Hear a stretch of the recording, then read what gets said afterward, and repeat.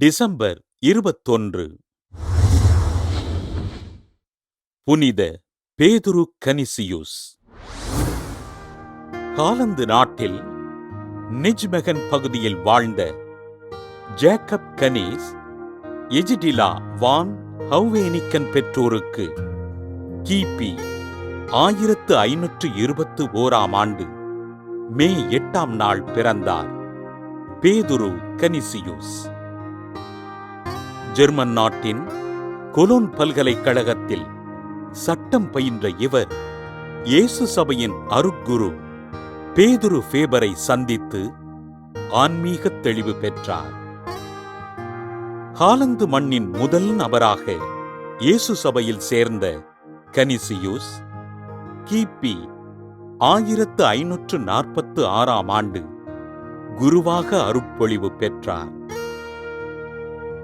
அலெக்சாந்திரியா நகர் புனித சிரில் மற்றும் புனித பெரிய கிரகோரியாரின் படைப்புகளை நூல் வடிவில் கொண்டு வந்த கனிசியுஸ் ஆக்ஸ்பெர்க் ஆயரின் ஆலோசகராக பணி செய்தார்.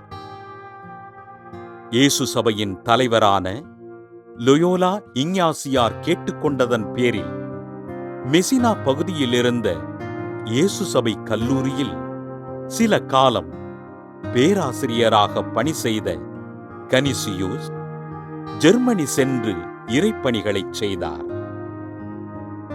வியன்னா பகுதியில் குரு மடத்தினையும் கல்விச் சாலைகளையும் கட்டி எழுப்பிய கனிசியுஸ் இறையியல் கருத்துக்களையும் திருச்சபையின் போதனைகளையும் எடுத்துரைத்தார். திருமறை சுவடி என்னும் நூலினை எழுதிய இவர் பொஹீமியாவின் 6 நகரங்களில் கல்லூரிகளை கட்டி எழுப்பி ஏழை மாணவர்கள் கல்வி கற்க வழிகாட்டினார்.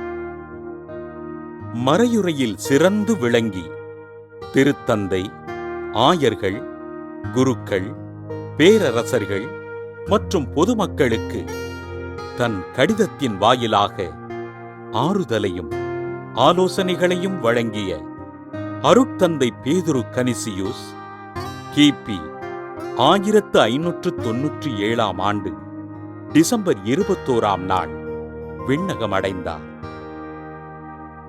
தன் மறையுறையின் வழியாகவும் எழுத்தின் வாயிலாகவும் ஜெர்மனி திருச்சபையில் மறுமலர்ச்சியினை ஏற்படுத்திய அருட்தந்தை பேதுரு கனிசியுசினை திருத்தந்தை 11ஆம் பத்திநாதர் கிபி 1925 ஆண்டு மே 21 நாள் புனிதராக உயர்த்தி திருச்சபையின் மறைவல்லுனராக அறிவித்தார்.